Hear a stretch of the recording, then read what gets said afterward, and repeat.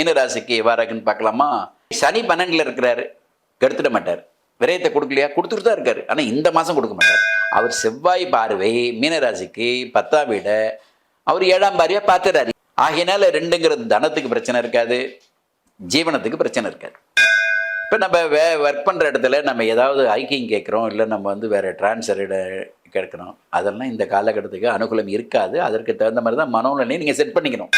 நல்லா புரிஞ்சுக்கணும். செய்கிற வேலையில் பாதகம் வராது, வருமானம் தொய்வு இல்லை, லாபத்தில் தொய்வு இல்லை. நீங்கள் அடுத்த ஸ்டெப்புக்கு போகக்கூடியதற்கு தொய்வு இருக்குது, அது முடியாது. பெற்றோர்களுக்கு இருக்கிற வெற்றி மேலே சின்ன சின்ன ஸ்ட்ரகிள் இருக்கும், அதெல்லாம் நீங்கள் ஃபேஸ் பண்ணி தான் ஆகணும். அதுக்காக அதிக ஸ்ட்ரெயின் எடுத்துக்காதீங்க, வாக்குவாதங்களை குறைச்சிங்க. ஆரோக்கிய குறைபாடில் இருக்கக்கூடிய முன்னெச்சரிக்கை நடவடிக்கை எடுக்கணும். சீசனல் டிசீஸ் அப்படின்ற சின்ன சின்ன தொந்தரவுகள் இருக்கத்தான் செய்யும். வணக்கம் நேர்களே, ஆதியந்தம் டிவி நேர்கள் அனைவருக்கும் 2025 பிப்ரவரி மாதம் எவ்வாறாக 12 ராசிகளுக்கும் பலன் அமைகிறதுன்னு பார்க்கலாம். பார்க்கறதுக்கு முன்பாக பிப்ரவரி மாதம் அந்த மாதத்தில் நடக்கக்கூடிய நிகழக்கூடிய நிகழ்வுகள் விசேஷங்கள் என்னன்னு பார்க்கலாம். பிப்ரவரி மாதம் 4ஆம் தேதி ரத சப்தமி அப்படிங்கிற ஒரு வைபவம், ரொம்ப சிறப்பான ஒரு வைபவம். அந்த சூரிய பகவான் தன்னுடைய பயணத்தை ரத சப்தமி அப்படிங்கிற உத்தராயண புண்ணிய காலத்தில் வடக்கு நோக்கி தெற்கிலிருந்து நகர்றதாக நம்மளுடைய சாஸ்திரங்கள் சொல்கிறது. அதனால் சூரியனுக்கு வழிபாடு நடத்தக்கூடிய அற்புதமான நிகழ்வுகள் தான் ரத சப்தமி அப்படின்னு பேர். அதுக்கு அடுத்தது 6ஆம் தேதி பிப்ரவரி மாதம் தை கிருத்திகை, முருகபெருமானை வழிபடக்கூடிய எல்லா ஆலயங்களிலையும் தை கிருத்திகை மிக சிறப்பாக கொண்டாடக்கூடிய அற்புதமான ஒரு பண்டிகை திருநாள். அந்த நாட்களில் முருகபெருமானை வழிபட்டு அனைவரும் முருகனுடைய அருளை பெற வேண்டுகிறோம். திரும்ப பிப்ரவரி மாதம் 11ஆம் தேதி தைப்பூசம், ரொம்ப சிறப்பான ஒரு வைபவம். இந்த வருடம் தைப்பூசம் அப்படிங்கிறது செவ்வாய்க்கிழமை வர்றதுனாலையும், தைப்பூசம் எல்லா ஆலயங்களிலையும் மிகச்சிறப்பாக இருந்து அதில் முருகபெருமானுக்கு மிகச்சிறந்த ஒரு பலனை நமக்கு அருள் புரிய இருக்கிறார். அனுக்கிரகம் அவர்கிட்டருந்து நமக்கு கிடைக்கிறதுக்கு அனைவரும் தைப்பூசத்தை அனுஷ்டிக்க வேண்டுகிறோம். 12ஆம் தேதி பௌர்ணமி. பௌர்ணமி விரதம் இருக்கக்கூடியவர்கள், கிரிவலம் செல்லக்கூடியவர்கள் அன்றைய தினம் கிரிவலம் செல்லலாம். அதைத் தொடர்ந்து 26 பிப்ரவரி சிவன் ராத்திரி, ரொம்ப சிறப்பானது. உலகம் முழுவதும் சிவன் ராத்திரியை வழிபடக்கூடிய அற்புதமான நிகழ்வு, பண்டிகை. அருமையான ஒரு இந்த சிவன் ராத்திரி வழிபட வேண்டியது, அதன் பலனை சிவபெருமானுடைய பூர்ண அருளை பெற வேண்டுகிறோம். 27ஆம் தேதி அமாவாசை. அமாவாசையும் நம்ம அனுஷ்டிக்க வேண்டிய அவசியம் இருக்குது. அதனால் அதில் நிறைய அதை பற்றின செய்திகை தொகுப்பு நிறைய கொடுக்கலாம். மாசி மாதம் அமாவாசை, மாசி மாதத்தில் கூட சிவன் ராத்திரி, இது மாதிரியான பல நிகழ்வுகளுக்கு ஒரு தனி பதிவே தரணும். இருந்தாலும் பிப்ரவரி மாதத்தில் ஏகப்பட்ட பண்டிகைகள் விசேஷங்கள் வர்றத 4ஆம் தேதி, 6ஆம் தேதி, 11ஆம் தேதி, 12ஆம் தேதி, 26ஆம் தேதி, 26ஆம் தொடர்ச்சியாக நிறைய இறைவனை நாம் வழிபடக்கூடிய அற்புதமான நிகழ்ச்சிகள்லாம் அதில் வருது.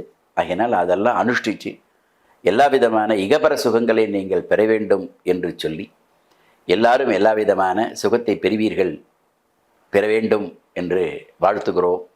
பயிர்கள் நல்ல விளைச்சலை கொடுத்து விவசாய பெருமக்களை அற்புதமான ஒரு மகிழ்ச்சிகரமான ஒரு வாழ்க்கையை தந்து, நாட்டில் உள்ள ஒவ்வொரு துறையும் குறிப்பாக வியாபார அபரிமிதமான வளர்ச்சியை பெற்று, இகம்பர சுகங்கள் பெற்று, எல்லா விதமான நலன்களையும் பெற்று, வாழ்க்கையில் நிம்மதி என்ற பெரிய ஒரு அற்புதமான ஒரு நிகழ்வுகளை அனைவரும் சந்திக்க வேண்டி, பணங்காசு எவ்வளவு வேணாலும் இருக்கலாம், ஆனால் பணங்காசு மட்டுமே நிம்மதியை தருவதில்லை. அந்த நிம்மதி என்ற ஒரு அருமையான ஒரு வார்த்தைக்கு அதற்குரிய பலனை எல்லா மக்களும் அனுபவிக்க வேண்டும், அனுபவிப்பீர்கள் என்ற உயர்ந்த எண்ணத்தோடு அனைவருக்கும் எல்லாம் வல்ல எம்பெருமான் உமையூர் பாகவன் இறைவனுடைய பூரணமான அருளை நீங்கள்லாம் பெற வேண்டி இந்த 2025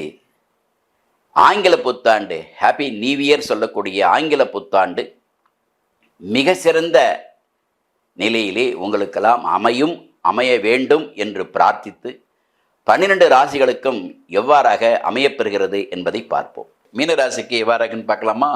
பிப்ரவரி மாதம், பிப்ரவரி அப்படின்னு எடுத்துக்கிட்டாலே நியாயமாக 2வது மாதம் 2025. அப்போ 2025ங்கிறது 9 தான். 2வது மாதம் அப்படிங்க பார்க்கும்போது சிறந்த ஒரு மாதமாக மகர கும்பம் அப்படின்னு சொல்லக்கூடியதான் வரும். தமிழ் மாதத்தில் மகர கும்பம், அது பிப்ரவரியில் வரும். 2025 மகர கும்பத்துக்கு செவ்வாய் ரொம்ப நல்ல பலனை தருவார். அப்போ மகர கும்பங்கிறதுக்கு மீனத்துக்கு என்ன வேணும்? லாபமும் அவர் தான், விரயமும் அவர் தான். அப்போ செவ்வாய் மீனத்துக்கு என்ன? 2ஆம் வீடு 9ஆம் வீடு. இப்போ 2ங்கிறது என்ன? வாக்குஸ்தானம். இது ஜோதிடத்தில். அப்போ 2ஆம் வீடு 9ஆம் வீட்டுக்கு வேண்டியவர் எங்கே இருக்கிறாரு? மீனத்துக்கு 4ஆம் வீட்டில் இருக்கிறார். மீனங்கிறதுக்கு 4ஆம் வீடுங்கிறது மீனம் உபயராசி, 4ஆம் வீடுங்கிறது உபயராசி, அதாவது மிதனத்தில். மீனராசி யார்? மீனராசி புரட்டாதி 4ஆம் பாதம், உத்திரட்டாதி, ரேவதி. இந்த 3 நட்சத்திரத்துக்கு அதிபதியாக இருக்கக்கூடியவர் யார்? புரட்டாதிக்கு குரு பகவான் அதிபதி, அதுக்கடுத்தது உத்திரட்டாதிக்கு சனி பகவான் அதிபதி, அதுக்கடுத்தது ரேவதிக்கு புதன் அதிபதி. இவங்கெல்லாம் எங்கே இருக்காங்க? இப்போ புரட்டாதிக்கு முதல்ல எடுத்துக்கலாம். புரட்டாதி மீனராசியாக இருக்கிறவங்களுக்கு குரு தான் அதிபதினா, குரு சுக்கிரன் வீட்டில், சுக்கிரனுடைய வீட்டில் குரு இருந்தாருன்னா குரு வீட்டில் சுக்கிரன் பரிவர்த்தனை, ஒன்றும் பிரச்சனை இல்லை. அப்போ மீனத்துக்கு 3ல் குரு இருக்கார். 3ல் குரு இருக்கலாமா? பாதகம் இல்லை. மறைவான இடத்துல போகுது சுபகிரகங்கள், ஒன்றும் பாதகம் இல்லை. அப்போ மீனத்திலே சுக்கிரன் இருக்கிறாரு, ஒன்றும் தப்பு இல்லை. சுக்கிரன் இருக்கலாம், ராசி கேந்திரமாக இருக்கலாம். யாரோட இருக்கிறாரு? ராகுவோட இருக்கிறார். சரி, இப்போ மீன ராசிக்கு 7.5 சனி இல்லையா? 7.5 சனி தான், விரய சனி தான். அப்போ விரயம் கொடுக்காதா? கேள்வி வரும் இல்லையா? இந்த கேள்விகள்லாம் எப்படி பதில் சொல்கிறது? ஆமாம், விரய சனி தான். அது பிப்ரவரி மாதம் மட்டும் இல்லையே, ஏறதால 2 வருஷமாக இருக்கே. சரி, பிப்ரவரி மாதம் எந்தெந்த பிளானட் மாறுது? பெரும்பாலும் எந்தெந்த கிரகங்கள் மாறும்? முக்கியமான கிரகங்கள் சனி மாற மாட்டார், குரு மாற மாட்டார், ராகு மாற மாட்டார், கேது மாற மாட்டார். அப்போ மாதம் மாறுறது எது? சூரியன், புதன், அதுக்கடுத்தது சுக்கிரன், செவ்வாய் 1.5 மாதம் 2 மாதம் 1.5 மாதம் இருக்குது. ஆனால் இப்போ 4-5 மாதமாக அங்கே தான் இருக்கார். இப்போ இவங்கள்லாவோட நிலைப்பாடை வச்சு தான் பலன்கள் சொல்கிறோம். அப்போ என்ன ஆகிடும் அப்படின்னா, மீனராசியை பொறுத்தளவில் நியாயமாக இப்போ கும்பத்தில் இருக்கிறவர் அடுத்தது ஜென்மத்துக்கு வரப்போகிறாரு சனி பகவான். சரி, விரயத்தில் இருக்கிறவர் விரயத்தை கொடுக்கணும் இல்லையா? இப்போ எல்லா மீனராசிக்கும் விரயமான சனி அப்படின்னா எதுவுமே நம்ம புதுசாக செய்ய முடியாது. அப்படி இல்லை. பிப்ரவரி மாதத்தில் உங்களுக்கு பல பிளானட் அனுகூலமாக இருக்குது. ஃபர்ஸ்ட் ஆஃப் ஆல் பகவான் செவ்வாய், அவர் 2 ஆதிபத்தியம் என்னென்னா 2-9க்கு வேண்டியவர், நல்ல நிலையில் இருக்கார். அதுதான் ரொம்ப ரொம்ப பியூட்டி. 2மே மிதனத்தில் போய் செவ்வாய் இருக்கிறது பொதுவாக நாங்கள் சொல்லுவோம், அவ்வளோ விசேஷம் இல்லை. அது பகையான கிரகங்கள், பகையான பிளானெட்டு, பகையான இடம், அப்படி இப்படின்னு என்னென்னமோ நம்ம ஜோதிடத்தில் பல கூற்றுகள் இருக்குது. அதை நம்ம யாரும் இல்லைன்னுலாம் சொல்ல முடியாது. ஆனால் மீனராசிக்கு அவர் என்ன பண்ணுவார் தான் கேள்வி. மீனராசிக்கு நல்லது பண்ணுவார். எங்கே பார்க்குறாரு அப்படின்னா, மீனராசிக்கு ஜீவனஸ்தானத்தை பார்க்குறாரு, 10ஆம் வீட்டை பார்க்குறாரு, 11ஆம் வீட்டையும் பார்க்குறாரு. 11ங்கிறது மகரம், 10ங்கிறது. இப்போ ஜோதிடம் சொல்லும்போது எல்லாத்தையுமே நெகட்டிவாகவும் சொல்ல முடியாது. அப்போ பாசிட்டிவாக சொன்னோம்னா பொய் சொல்ல முடியாது. அப்போ நெகட்டிவாக சொல்ல முடியாதுன்னா நீங்கள் பாசிட்டிவாக சொல்கிறீங்க, அப்போ பொய் இல்லையா அப்படிங்கிற ஒரு கேள்வி அந்த இடத்துல தொங்கி நிற்க இல்லை. தொலைநோக்கு, நம்மளுடைய பார்வை எப்படிங்கிறது தான் ரொம்ப முக்கியம். ஜோதிடத்தை பல்வேறு விதமாக பார்க்கலாம். சரியாக பார்க்குறவரும் உண்டாரு, தப்பாக பார்க்குறவனும் உண்டு. நான் சரியாக பார்க்குறவன்னு என்ன எடுத்துக்கலாம், தப்பாக பார்க்குறவங்களும் எடுத்துக்கலாம். இப்போ சரியாக பார்க்கணுன்னு எடுத்துக்கிட்டோம்னா நல்ல நிலையில் 2-9க்கு வேண்டியவர் 4ல் இருக்கிறாரு. 4லேருந்து எங்கே பார்க்குறாரு? ஜீவனத்தை பார்க்குறாரு. இப்போ பாக்கியம் ஜீவனமாக இருக்கும், ஜீவனம் லாபகரமாக இருக்கும். ஏன்னா இந்த இடத்துக்கு செவ்வாய் ரொம்ப அவசியமானவர். ஏன்னா இந்த வருஷத்துடைய செவ்வாய் தான் பிரதானமான கிரகம் 2025. அப்போ 2025 செவ்வாய் பிரதானமான கிரகம்னா தமிழ் ஆண்டுகள்லேயும் செவ்வாய் பிரதானமான, அதாவது குரோதி ஆண்டுகளுக்கும் பிரதானமான கிரகம். ஏன்னா அவர் தான் ராஜா. அப்போ செவ்வாயை வச்சு தான் நம்ம முடிவு எடுக்கணும். ஏன்னா அவர் தானே பிரதானமான கிரகம். அப்புறம் குரு வச்சு எடுக்க வேண்டாமா, சுக்கிரன் வச்சு? ஆமாம், இந்த வருஷம் யார் ராஜா? அவர் இந்த ராசிக்கு என்ன பண்ணுவார் அப்படிங்கிற கேள்வி வரும் இல்லையா? அப்போ சனி பயிற்சி குரு பயிற்சிக்கு நம்ம ஒரு இம்பார்ட்டன்ஸ் கொடுக்கும்போது செவ்வாய்க்கு கொடுத்தானே ஆகணும். அப்போ 3ல் இருக்கிற குரு நெகட்டிவ் இல்லை, பாசிட்டிவும் இல்லை, அவர் நியூட்ரல். சரி, சனி 12ல் இருக்கிறாரு, கெடுத்துட மாட்டார். விரயத்தை கொடுக்கலையா? கொடுத்துட்டு தான் இருக்காரு. ஆனால் இந்த மாதம் கொடுக்க மாட்டார். ஏன் கொடுக்க மாட்டார்? அவர் செவ்வாய் பார்வை மீனராசிக்கு 10ஆம் வீடை அவர் 7ஆம் பார்வையாக பார்த்துறாரு. யார்? 9ஆம் வீட்டுக்கு அதிபதி, 2ஆம் வீட்டுக்கு அதிபதி. ஆகையினால 2ங்கிறது தனத்துக்கு பிரச்சனை இருக்காது, ஜீவனத்துக்கு பிரச்சனை இருக்காது. தனங்கிறது செல்வம், ஜீவனங்கிறது நம்மளுடைய அன்றாட குடும்ப வாழ்க்கை, தட் இஸ் சர்வவெல், பாதகம் இருக்காது. ஹெல்த் வைஸ் ஏதாவது தொந்தரவு இருக்குமா? அங்கே தான் சிக்கல். ஹெல்த் எக்ஸ்பென்சிவ் உண்டு, மெடிக்கல் எக்ஸ்பென்சிவ் உண்டு, அது அன்அவைடபிள். இதை நீங்கள் தவிர்க்கவே முடியாது. அதை நம்ம ஃபேஸ் பண்ணி தான் ஆகணும். அதை நம்ம கடந்து வந்துடுவோம் அப்படிங்கிற உத்தரவாதம் தந்துடலாம். இப்போ இந்த எஜுகேஷன் பீரியடில் இருக்கக்கூடிய ஸ்டூடெண்ட்லேருந்து ஆரம்பிப்போம். இப்போ எஜுகேஷன் பீரியடில் இருக்கிற ஸ்டூடெண்ட்டுக்கு எப்படி இருக்கும்? அவர் கொஞ்சம் எதிர்பார்க்கக்கூடியதோட ரிசல்ட் குறைவாக தான் இருக்கும். ஏன்? அவர் புதன் வலுத்து இருக்கிற முற்பகுதி அவ்வளோ சாதகம் இல்லை. பிற்பகுதிங்கிறத மாதத்தின் பிற்பகுதியில் 2 கிரகங்கள் விரையாதிபதியோட, விவகார ஸ்தானாதிபதியோட, இன்னும் சொல்லப்போனால் மீனத்துக்கு 6ஆம் வீடுங்கிறது சிம்மம், சிம்மத்தோடு சேர்ந்து எல்லாரும் பார்க்குறாங்க. யார் யார்? சூரியன், சனி, புதன். யார்? 6ஆம் வீட்டை பார்க்குறாங்க. 6 கொடியோடு சேர்றார். அப்போ நமக்கு இருக்கிற தொய்வு, அந்த பராக்கிரமம், விவகாரம் இது ஏற்படும். அப்போ எஜுகேஷனில் இருக்கக்கூடிய ஸ்ட்ரென்த்து கம்மியாகும். கொஞ்சம் மோர் அண்ட் மோர் நம்ம ஸ்ட்ரெயின் பண்ணணும். இருந்தாலும் ரிசல்ட்டு கொஞ்சம் குறைவாக வரும். கவலைப்படக்கூடாது, முடிஞ்சிடும். ஏன்னா இந்த பீரியட்ஸுங்கிறது கண்டிப்பாக இந்த எஜுகேஷன் பீரியடுங்கிறதுனால இந்த எக்ஸாமினேஷன்லாம் வரும்பொழுது அதை பார்க்கணும். கல்வி நிலை தாண்டி வரக்கூடிய வயோதிகர்கள், குறிப்பாக ஒரு 18-20 வயசுக்கு மேலே இருக்கிறவங்க, எஜுகேஷன்ஸில் ஒன்றும் அப்படிலாம் இல்லை. நம்ம கேட்ட காலேஜ் கிடைக்கணும், கிடைச்ச காலேஜில் நம்ம போகணும், போகிறதுக்கான அந்த டிபார்ட்மெண்ட்டில் நம்ம படிக்கணும். அதுக்கு நல்லா இருக்குமா? நல்லாயிருக்கும்.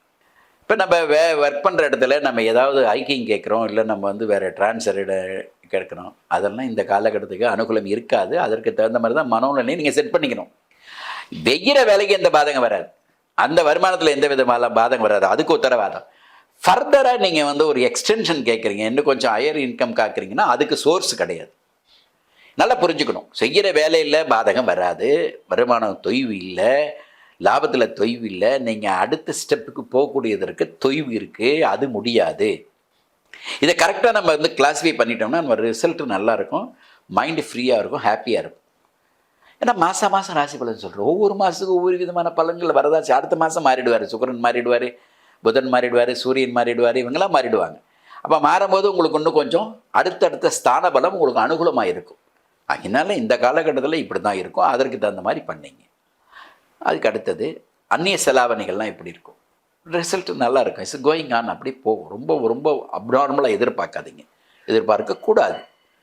இப்போ அப்பா அம்மாக்களோட ஒற்றுமைகள், அவங்கள்ட்டேருந்து கணவன் மனைவிட்டேருந்து ஒற்றுமைகள், அதுக்கடுத்து பிள்ளைங்களுக்கும் அவங்களுக்கு பெற்றோர்களுக்கும் இருக்கிற ஒற்றுமையில் சின்ன சின்ன ஸ்ட்ரகிள் இருக்கும். அதெல்லாம் நீங்கள் ஃபேஸ் பண்ணி தான் ஆகணும். அதுக்காக அதிக ஸ்ட்ரெயின் எடுத்துக்காதீங்க, வாக்குவாதங்களை குறைச்சிங்க. ஏன்னா உங்களுடைய 2ஆம் வீடை, குறிப்பாக மீனத்துக்கு 2ஆம் வீடுங்கிறது மேஷம், மேஷத்தை சனி பகவான் பார்க்குறாரு. சனி பகவான் 3ஆம் வீட்டை பார்த்தா தேவையில்லாத வாதங்கள், வார்த்தைகளை தடிக்கும். அதெல்லாம் அவாய்ட் பண்ண. ஏன்னா விரயத்தில் இருக்கார். விரயத்தில் இருக்கும்போது வாக்குறுதிகள் கூட நிறைவேற்ற முடியாது. வார்த்தை நீ சொன்னேங்கிறதுனால செஞ்சேம்பாங்க. அதனால இருக்கக்கூடிய சில விதமான இடையூறுகளை, மன அமைதிகளை குறைக்கும். அதுன்னு கவனமாக நம்ம வாக்குறுதிகளை கொடுக்குறத, வார்த்தைகளை, சிந்தனைகளை கரெக்டாக நம்ம முடிவெடுக்கணும். அது நம்ம கவனமாக தான் கையாளணும். அதில் வேறு வழியே கிடையாது. அதற்கு தகுந்த மாதிரி நீங்கள் எடுக்க வேண்டிய சூழல் உங்களுக்கு வரலாம். ஆரோக்கிய குறைபாடில் இருக்கக்கூடிய முன்னெச்சரிக்கை நடவடிக்கை எடுக்கணும். சீசனல் டிசீஸ் அப்படின்ற சின்ன சின்ன தொந்தரவுகள் இருக்கத்தான் செய்யும். சில நேரங்களில் அவங்களுக்கு ஸ்பைனல் கார்டு ப்ராப்ளம் இதெல்லாம் வர்றதுக்கான வாய்ப்புகள் பின்னாடி இருக்கக்கூடிய நிறைய மீனராசி என்பவர்களுக்கு, எஸ்பெஷலி புரட்டாதி நட்சத்திரம் 4ஆம் பாதத்தில் இருக்கிறவங்களுக்கு கொஞ்சம் சின்ன தொந்தரவுகள் வரும். மூட்டு வலிகள், லெக் ப்ராப்ளம், பேக் பெயின் இதெல்லாம் வர்றதுக்கான வாய்ப்புகள் உண்டு. அதுக்கான மருத்துவ செலவுகள், விரயங்கள் உண்டு. நம்ம கொஞ்சம் கவனமாக கையாளணும். இதில் அதிகமாக நாங்கள் மீனராசிக்கு கொடுக்கக்கூடிய இன்ஸ்ட்ரக்ஷனு, மருத்துவ ரீதியான சில அசௌகரியங்கள் நீங்கள் சந்திச்சாக வேண்டிய கட்டாயம் இருக்குது. அதனால் முடிஞ்ச அளவுக்கு கவனமாக இருங்க அப்படின்னு சொல்லுவோம். இது எல்லாமே உங்களுடைய ஜனன ஜாதகம். ஃபார் எக்ஸாம்பிள் இப்போ பூரட்டாதி நட்சத்திரத்தில் பிறந்திருக்கிறாங்க, ஒரு எபோவ் 50 கிடக்கிறாங்க அப்படின்னா அவங்களுக்கு ஆரம்பத்தில் வந்து குருதசை ஒரு 2 வருஷம் இருந்திருக்கும். சனி தசை ஒரு 19 21, புதன் தசை ஒரு 17 37, கேது தசை முடிஞ்சு சுக்கிரதசையில் வந்துடுவாங்க. சுக்கிரதசை பெனிஃபிட்டபுளாக இருக்காது. அண்ட் தென் இப்போ நம்ம வந்து உத்திரட்டாதியில் இருக்காங்கன்னு வச்சுங்க, அந்த உத்திரட்டாதி நட்சத்திரம் சனி தசை தொடக்கம். இப்போ சனி தசையில் தொடக்கிறவங்களுக்கு அவங்களுக்கு சந்திர தசை அப்படிங்கிறது ரொம்ப தெளிவாக இருக்குது. என்ன ரீசன் அப்படின்னா அவருக்கு பூர்வ புண்ணியஸ்தானமாக போயிடும். அவருக்கான அது வாய்ப்பை தர சந்திரனுக்கு கடகத்துக்கு 8ஆம் வீடாக வந்து சனி வந்துடுவார். கொஞ்சம் சிக்கலை பார்த்துக்கணும் சார். இதெல்லாம் வந்து ரொம்ப டீப்பாக போனீங்கன்னா ஜோதிடம் அந்தளவுக்கு ஒரு ஸ்பீட்ஃபுல்லாக இருக்கும். நான் அந்த 10 நிமிஷத்துக்குள்ளே உங்களுக்கு சொல்ல முடியாது. ஏன்னா நிறைய விஷயங்கள் இருக்குது, உள்ளார்ந்த விஷயங்கள்லாம் இருக்குது. அது நான் முதலே சொன்னேன், ஆயில்யம் கேட்ட ரேவதிக்கு புதன் தசை தொடக்கத்தில் ராகு தசை அவ்வளோ சாதகமாக இருக்க 7வது தசையாக வரும். புதன், கேது, சுக்கிரன், சூரியன், சந்திரன், செவ்வாய், ராகு. இது வராதுங்கிறது மூல நூல்கள் இருக்குது. அவங்க எந்த வயசுக்கு வருவாங்க? எபோவ் 60 தான் இருப்பாங்க. ஆல்மோஸ்ட் 50 தாண்டி 55 தாண்டி தான் வருவாங்க. டிபெண்ட்ஸ் அப்பான் அவருடைய ஜனன காலத்தில் புதன் தசையை பேலன்ஸை வச்சா முடியும். இப்போ 60 மேலே தாண்டுறவங்களுக்கு என்ன வேணும்? அமைதி வேணும், குடும்ப உறவுகள் வேணும், ஒற்றுமைகள் வேணும், தன் பெற்ற குழந்தைகள் நான் பார்த்துக்கணும், கணவன் மனைவிகளில் இருக்கக்கூடிய 2 அந்யோன்யங்கள் இருக்கணும். அந்த வயசில் எபோவ் 60 அது கணவனாக இருக்கலாம், மனைவியாக இருக்கலாம். அவங்களுக்கு இந்த ராகுதசை எந்த மாதிரி பலனை தருங்கிறதுக்கு முடிவு பண்ணுறதுக்கெலாம் வேண்டியிருக்கு. ஏன்னா பலவிதமான வயது ஒற்றியவர்கள் இந்த ராசியில் இருக்காங்க. இப்போ எல்லாரையும் நான் கவர் பண்ணணுன்றதுனால அதெல்லாம் சொல்கிறேன். அதனால் உங்களுடைய ஜனனஜாதத்தையும் ஒரு முறை நீங்கள் இதோடு சேர்ந்து கம்பேர் பண்ணி பார்க்கும்பொழுது, நான் மாதம் சொல்கிறேன் சார், நீங்கள் புரிஞ்சுக்கணும். இந்த ராசி பலன் சொல்கிறது பலவிதமான ஊடகங்களில் பலவிதமாக சொல்கிறாங்க. அதனால் அதெல்லாம் எடுத்துக்காதீங்க. ஒருத்தர் நிறைய இடங்களில் சும்மா எண்களை வச்சு சொல்கிறது, அதை வச்சு சொல்கிறது. நான் வந்து எண் கணிதத்தில் பெரிய ரிசர்ச் பண்ணியிருக்கேன். ஒருத்தர் சொல்கிறதுலாம் பார்த்தா ரொம்ப சங்கடமான ஒரு விஷயம்லாம் வராங்க. ஆனால் யாரையும் நம்ம வந்து தடை போட முடியாது. அவங்களுக்கு எல்லாம் சுதந்திர நாட்டில் சுதந்திரமாக பேசுகிறாங்க. பொதுமக்களாக இருக்கிற நீங்கள் சரியான டிசிஷன் எடுக்கணும். நமக்கு எது அனுகூலம் தரும் அப்படிங்கிறத டிசிஷன் எடுத்திங்கன்னா நீங்கள் ஜெயிச்சிட்டிங்கன்னு அர்த்தம். ஏன்னா ஜோதிடம் இன்றைக்கி தோணுனதில்லை, யுகமாக இருக்குது, பல யுகமாக இருக்குது. கிருதயுகம், திரேதாயுகம், துவாபரயுகம், கலியுகம், 4 யுகத்துலேயுமே எல்லா யுகத்துலேயுமே ஜோதிடம் இருந்திருக்கு. ஜோதிடம் வந்து ஆற்றல் மிகு ஒரு பெரிய சக்தி. அதை நம்ம பயன்படுத்த விதத்தில் இருக்குது. அதனால் நம்மளுடைய தேவைக்கு நமக்கு எந்த மாதிரியான தேவை இருக்குது, யாரை நம்ம அணுகுனா நமக்கு வந்து பலன் தரும் அப்படிங்கிறத முடிவு பண்ணக்கூடிய பொதுமக்களாகிய நீங்கள் சரியாக முடிவு பண்ணுங்கள். ஏன்னா மீனராசி, எடரச்சனி ஒரே வார்த்தை, ஒன்றும் பண்ணாது. அன்றாட வாழ்க்கை பண்ணிட்டு தானே இருக்கீங்க. இதில் எது நன்மை பண்ண முடியும், நன்மை பண்ண முடியாது? வீடு கட்ட முடியுமா, கட்ட முடியாதா, வீடு கட்டினா தடையாகுமா, நின்றுடுமா அப்படிங்கிற கேள்வியெலாம் இதில் வரவே வராது. அதில் தான் வரும். கட்டி முடிச்சிடுவியா, கிரகப்பிரவேசம் பண்ணிவிடுவேன், வீட்டில் குடி போவேன் சொல்லலாம், கல்யாணம் ஆகிடும், குழந்தை பிறக்கும் சொல்லிடலாம். இந்த செலவுகள் அகல கால் வைக்காத, இந்த காலகட்டத்தில் இந்த தேவைக்கு மட்டும் இந்த பொதி பண்ணிக்கோ, ரொம்ப பெருசாக பண்ணாத. தொழிலில் வேலையில் கிடைச்ச வேலையில் மேற்கொண்டு வேலை கிடைக்கிறதுக்கான ஒரு காலகட்டம் அவகாசம் இருக்குது, வெயிட் பண்ணு. இப்படிங்கிறதுல எதில் சொல்லுவீங்க? கண்டிப்பாக உங்களோட ஜனஜாதத்தை சொல்லலாம். ஆகையினால மிக தெளிவாக ஏழரைச்சனிங்கிறத பயந்துக்கிட்டு இருக்க வேண்டிய அவசியம் இல்லை. பொருளாதார சிக்கல் வராது. எஜுகேஷனில் கொஞ்சம் முன்ன பின் இருந்தாலும் அதுக்கு தகுந்த மாதிரி நமக்கு கிடைக்குங்கிறத சொல்லி கணவன் மனைவி நல்ல மியூச்சுவல் அண்டர்ஸ்டாண்டிங்கில் போங்க. தொழில் சார்ந்து செய்யக்கூடிய வணிகத்துறையில் இருக்கிறவங்க நிறைய பேர் இருக்காங்க. கலைத்துறையில் இருக்கிறவங்க நிறைய மீனராசி அன்பர்கள் இருக்கீங்க. அரசியல் சிறந்து கொடுக்கிற நிறைய மீனராசி அன்பர்கள். அதாவது no gain no loss, ups and டவுனோடு சேர்ந்தது தான் இந்த பிப்ரவரி மாதம். அதில் எதையுமே வந்து வரவு செலவுகளில் பெரிய ஆதாயங்கள் இல்லை, அதே சமயத்தில் நஷ்டமும் இல்லை. உங்களுக்கு என்ன வரவோ வரவுக்கு தகுந்த செலவுகளை திட்டமிடுங்க. கண்டிப்பாக அதுலேருந்து நீங்கள் முன்னேறலாம். தொய்வுங்கிறது நிறைய கமெண்ட்ஸ் இல்லைன்னு சொல்கிறாங்க. இல்லை சார் நீங்கள் சொல்கிற மாதிரி இல்லை சார், அப்படி இருக்குது சார், இப்படி இருக்குது சார், நான் ரொம்ப கஷ்டப்பட்டேன், பிறந்ததுலேருந்து கஷ்டப்படுறேன், இப்படின்னு நிறைய பேர் கொடுக்குறீங்க. கஷ்டம் இல்லாத மனுஷனே கிடையாது. கஷ்டங்கிறத வச்சுருக்கிறதுனால தான் மனுஷனை வந்து ஆண்டவன்றதை நம்ம பார்க்க வேண்டிய சூழல் இருக்குது. நிறைய பேர் அவங்கவுங்களுக்கு மனசில் பட்டது, அவங்க கேட்டதெல்லாம் கிடச்சிடணும், உடனே குபேரன் ஆகிடணும், உடனே நம்ம பெரிய ஆள் ஆகிடணுங்கிற கற்பனை வளங்கள்லாம் எல்லாருக்கும் இருக்கலாம், தப்பு கிடையாது சுதந்திர நாட்டில். ஆனால் உங்கள் தேவை என்ன, உங்களுக்கு என்ன ஸ்ட்ரென்த்து, உங்களுக்கு ஆரோஸ்கோப்பில் என்ன இருக்குங்கிறத தெளிவாக தெரிஞ்சுக்கிட்டிங்கன்னா உங்களுக்கு இன்னும் கொஞ்சம் கிளாரிட்டியை கிடைக்குங்கிறத சொல்லி மீனராசி என்பவர்களுக்கு எந்த விதமான இடையூறும் இல்லை. உடலை கவனமாக பார்த்து கொள்ளுங்கள் சொல்கிறேன். அதுதான் முடியும். விரயங்களை நம்ம குறைச்சிக்கணும். விரயங்கள் கண்டிப்பாக உண்டு. அந்த விரயங்களுக்கு தகுந்த மாதிரியான செலவினங்கள்ங்கிறது தான் விரயம், வேறு ஒன்றும் கிடையாது. ஆகையினால் திருமண வாய்ப்புகளுக்கு வாய்ப்பு குறைவு. அதுமாரி நல்ல சுபகாரியங்கள் கொஞ்சம் தள்ளி வைக்கிறதுக்கான வாய்ப்புகள் தான் இருக்கும். அதனால் இந்த காலகட்டத்தில் விரயத்தை குறைச்சிக்கிட்டிங்கன்னா லாபங்கள் உங்களுக்கு கையில் நிற்குங்கிறத சொல்லி உடலை கவனமாக பார்த்துங்க. மீனராசி என்பவர்கள் ஏற்கனவே கனகபுஷ்பராகம் போட்டிருந்தீங்கன்னா பிரச்சனை இல்லை, இல்லைன்னா போடலாம். அதுக்கடுத்து வியாழக்கிழமை குரு பகவான் வழிபாடு அவசியம். பெரிய மகான்களை சந்திக்கிறது அவசியம். க்ஷேத்திராலயங்கள் குறிப்பாக நவகிரக க்ஷேத்திரங்கள் போகிறது ரொம்ப ரொம்ப ரொம்ப நல்லது. 3ஆம் தேதி 9ஆம் தேதி உங்களுக்கு அதிர்ஷ்டம் தரக்கூடிய எண்களாக இருக்கிறது. மீண்டும் சந்திப்போம். நன்றி, வாழ்த்துக்கள்.